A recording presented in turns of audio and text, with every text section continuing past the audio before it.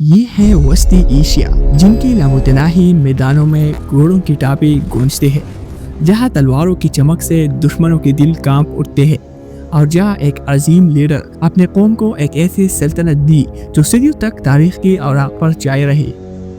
یہ کہانی ہے اوغوز خان کی، وہ افسانوی ہیرو، وہ عظیم سپہ سالار اور وہ دوراندیش لیڈر جس نے ترک اقوام کو نہ صرف ایک شناخت دی بلکہ ایک ایسی میراث چھوڑی جو آج بھی ترک کلچر کے دل میں دھڑکتے ہیں۔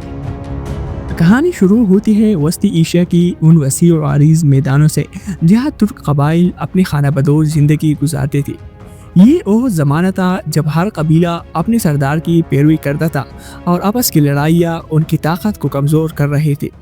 اسی دور میں ایک رات جب آسمان پر ستاروں کی چمک اپنی انتہا پر تھی اور ہوائی عجیب سے سرگوشیاں کر رہے تھے، ایک بچہ پیدا ہوا جس کا نام تھا اوغوز خان۔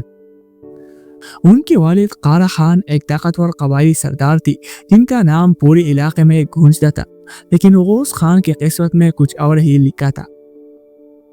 کہتے ہیں کہ اوغوز خان نے اپنی پیدائش کی چند دنوں بعد ہی عجیب و غریب علامات دکھانا شروع کر دی۔ ایک کہانی کے مطابق جب وہ صرف 3 دن کے تھے، انہوں نے اپنی ماں سے دودھ مانگنے کے بجائے گوشت کا تقاضا کیا۔ یہ واقعہ قبیلے کے لوگوں کے لیے ایک حیرت کا باعث بنا۔ لوگوں نے سرگوشیاں شروع کر دی کہ یہ بچہ کوئی عام انسان نہیں بلکہ ایک دیومالائی ہیرو ہے جو اپنے قوم کو ایک نئی سمت دکھائے گا۔ اوغوز خان کے بچپن کے واقعات بھی کم حیران کن نہیں تھے۔ ایک مشہور کہانی کے مطابق جب وہ صرف 7 سال کی تھی، انہوں نے ایک جنگلی بھیڑیے کو جو قبیلے کے مویشیوں پر حملہ آور ہوتا تھا تنی تنہا مار گرایا۔ اس واقعے نے قبیلے کے لوگوں کے دلوں میں اوغوز خان کی عزت پیدا کر دی اور بزرگ سمجھ گئی کہ یہ لڑکا ایک عظیم لیڈر بننے کے لیے پیدا ہوا ہے۔ لیکن اوغوز خان کی زندگی اس وقت ایک ڈرامائی موڑ لیتی ہے جب وہ اپنی والد قارا خان کی روایتی عقائد سے اختلاف کرتی ہے۔ قارا خان اپنے قبیلے کو روایتی طور پر چلانا چاہتے تھے، لیکن اوغوز خان کا ماننا تھا کہ ترک قبائل کی طاقت ان کے اتحاد میں ہے۔ ایک دن قبیلے کی ایک بڑی اجتماع میں اوغوز خان نے اپنے والد اور بزرگوں کے سامنے کھڑے ہو کر کہا، ہمارے قبائل کی لڑائیاں ہمیں کمزور کر رہی ہے۔ اگر ہم ایک جھنڈے تلے جمع ہو جائے تو کوئی بھی طاقت ہمارا مقابلہ نہیں کر سکتی۔ اوغوز خان کی جوانی کی سب سے مشہور کہانی ان کی ایک خوفناک عفریت سے مقابلے کی ہے۔ ترک داستانوں کے مطابق اس عفریت کو یم کہا جاتا تھا اور یہ ایک ایسی مخلوق تھی جو رات کے اندھیرے میں قبیلے کے کیمپوں پر حملہ کرتی تھی۔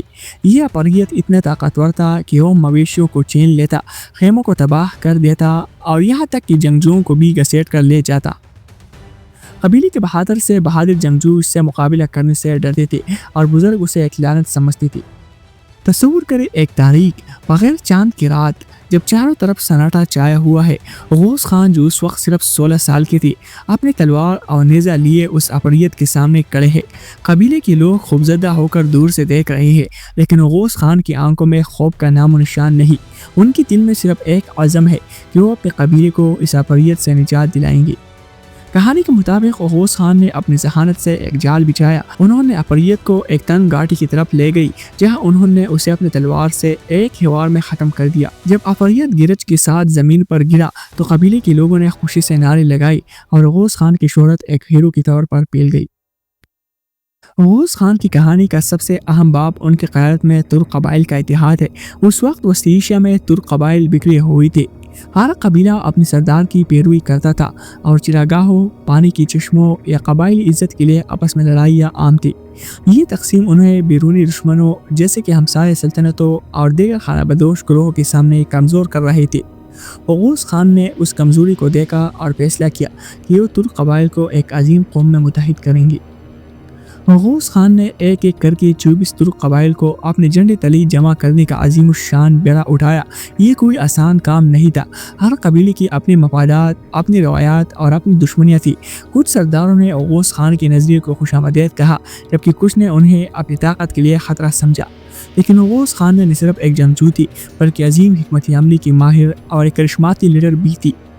انہوں نے ایک ایک قبیلے کا دورہ کیا، ان کے سرداروں کے ساتھ بیٹھ کر کھانا کھایا، ان کی باتیں سنی اور انہیں ایک متحد مستقبل کا خواب دکھایا۔ ان کے الفاظ طاقتور تھے، ہم ایک قوم ہے، ایک خون ہے، الگ الگ ہم کمزور ہے لیکن متحد ہو کر ہم ناقابل شکست ہے۔ اوغوز خان نے ان قبائل کو دو بڑے گروہوں میں تقسیم کیا، بوز اوق اور اوچ اوق۔ ہر قبیلے کو ایک منفرد علامت دی گئی، جس کے کوئی جانور یا ہتھیار جو اس کی شناخت کو بڑی کنفیڈریشن کے اندر نمایاں کرتی تھی۔ اس ڈھانچے نے قبائل کو ایک احساسی تعلق دیا اور ان کی انفرادی وقار کو برقرار رکھا۔ بوز اوق اور اوچ اوق اوغوز خان کی سلطنت کی ریڑھ کی ہڈی بن گئی، ایک ایسے نظام جو صدیوں تک ترکی گورننس کو متاثر کرتا رہا۔ انہوں نے اپنے متحدہ قبائل کی فوج کے ساتھ وسط ایشیا کے وسیع علاقوں کو فتح کیا۔ ان کی سلطنت مشرق میں چین کی سرحد سے لے کر مغرب میں بحیرہ کی اسپین تک پھیلی، لیکن ان کے فتوحات صرف تلوار کے زور پر نہیں تھی، وہ ایک عظیم حکمت عملی کی ماہر تھی۔ ایک مشہور کہانی ان کے ایک عظیم دریا کو عبور کرنے کی ہے۔ یہ دریا اتنا گہرا اور تیز تھا کہ کوئی بھی فوج اسے عبور نہیں کر سکتی تھی۔ دشمنوں نے سمجھا کہ اوغوز خان کی فوج اس دریا کے پار کبھی نہیں جا سکے گی، لیکن اوغوز خان نے ہار ماننے سے انکار کر دیا۔ تصور کریں، رات کا وقت، ستاروں کی چمک میں اوغوز خان اپنی فوج کے ساتھ کھڑے ہیں۔ انہوں نے اپنے جنگجوؤں کو جمع کیا اور کہا، یہ دریا ہمیں نہیں روک سکتا، ہم ایک پل بنائیں گے جو ہمیں فتح کی طرف لے جائیں گی۔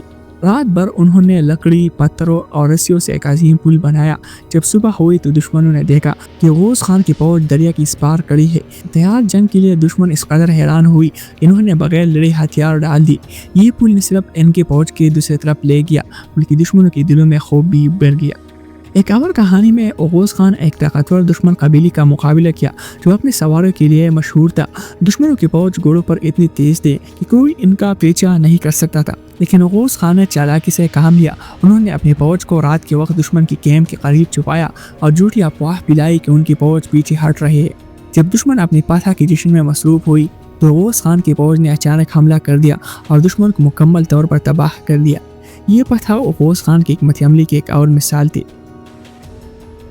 اوغوز خان صرف ایک فاتح نہیں تھے بلکہ وہ ایک عظیم منتظم بھی تھے۔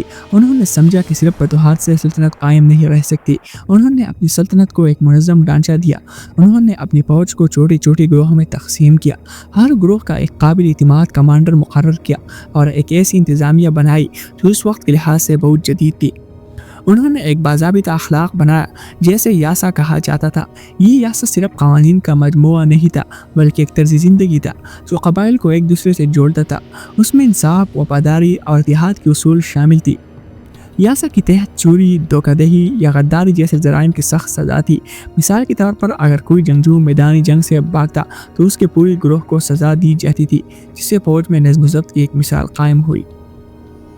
اوغوز خان نے تجارت کو بھی فروغ دیا۔ انہوں نے اپنے سلطنت کو جوڑنے والی تجارتی راستے کھولی جن سے نہ صرف دولت بلکہ علم اور ثقافت کا تبادلہ بھی ہوا۔